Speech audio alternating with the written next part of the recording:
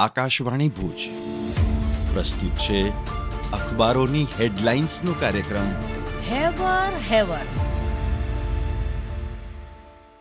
નમસ્કાર, હું મનોજ સોની. કચ્છ મિત્રના અંદરના પાને સમાચાર છે કે કોટડા ઉગમણાથી આથમણા પુલ બંધ કરાતા ગામ લોકો પરેશાન. કલેક્ટરને આવેદનપત્ર દ્વારા સમસ્યા નિવારવા માંગ. કચ્છ મિત્રના અંદરના પાને કપિલ જોશીનો અહેવાલ છે કે નલિયાની 7 દાયકા જૂની VL હાઈસ્કૂલમાં છાત્રોનું ભવિષ્ય અંધકારમય. જર્જરિત બિલ્ડિંગ, શિક્ષકોની ઘટ સહિતના પરિબળો કારણભૂત. 5 શિક્ષકોની ઘટથી અવરોધાતું શિક્ષણ કાર્ય. અંદરના પાને એક અહેવાલ છે કે ભુજોડીના કારીગરને મળ્યો international best tourism production award. ઓઈમો ઇન્ટરનેશનલ ફેસ્ટિવલમાં મળ્યું મહત્વનું સન્માન. એવોર્ડનો સ્વીકાર કરતા ભુજોડીના કારીગર હિતેશ વણકર.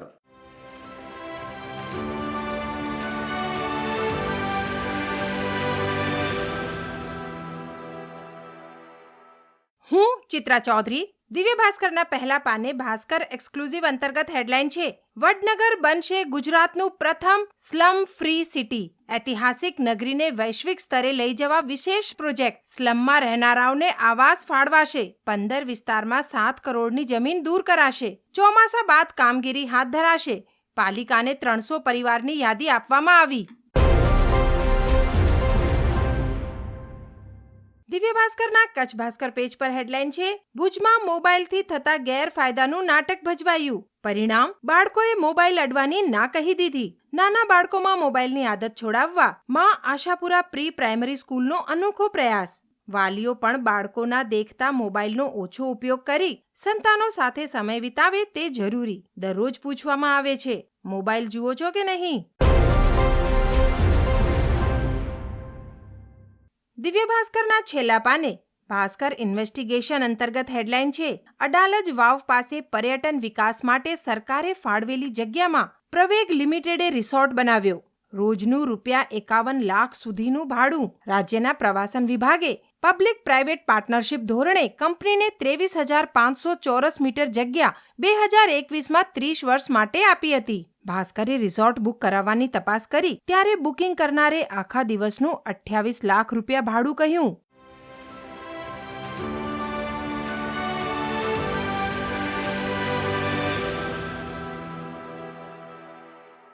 હું પરમ મકવાણા. સંદેશના ત્રીજા પાને સમાચાર છે, ભુજમાં પાલિકા વેસ્ટ પ્લાસ્ટિકનો જથ્થો પ્રતિ કિલો ₹8ના ભાવે ખાનગી એજન્સીના પાસે.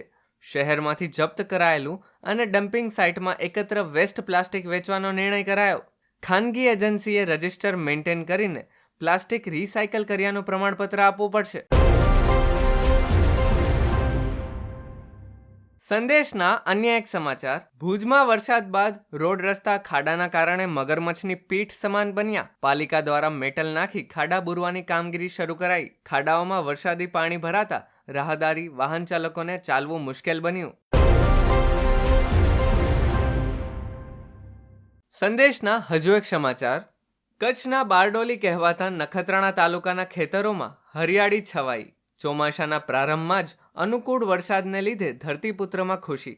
ખેતરોમાં મગફળી, એરંડા, જુવાર અને બાજરી સહિતના પાક લહેરાયા.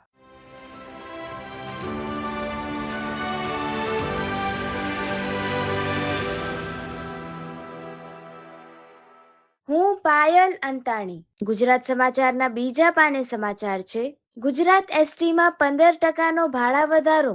રોજિંદા પાસ ધારકો પરેશાન. સામાન્ય નાગરિકોને એસટીમાં દર માસે 700 થી 1000 જેટલી વધુ રકમ ચૂકવવી પડશે. રોજિંદી અવર જવર કરતા લોકોને રાહત આપવાની માગણી. રાજકીય કાર્યક્રમોમાં સરકારી બસોના દુરુપયોગથી સામાન્ય લોકો ઉપર બોજ.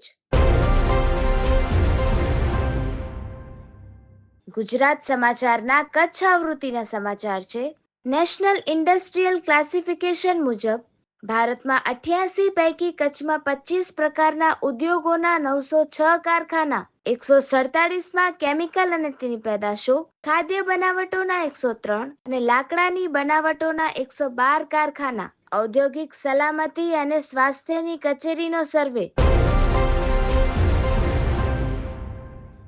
ગુજરાત સમાચારના અન્ય એક સમાચાર છે. પૂરક પુનઃ બોર્ડ પરીક્ષાનું પરિણામ જાહેર થતા યુજીમાં પ્રવેશ માટે ફરી આજથી નવું રજીસ્ટ્રેશન. વધુ 5 રાઉન્ડ. અગાઉ 2 રેગ્યુલર અને ખાસ તબક્કામાં કુલ 16 રાઉન્ડ. હવે જુલાઈના અંત સુધી પ્રવેશ પ્રક્રિયા. અખબારોની હેડલાઇન્સનો કાર્યક્રમ હેવર હેવર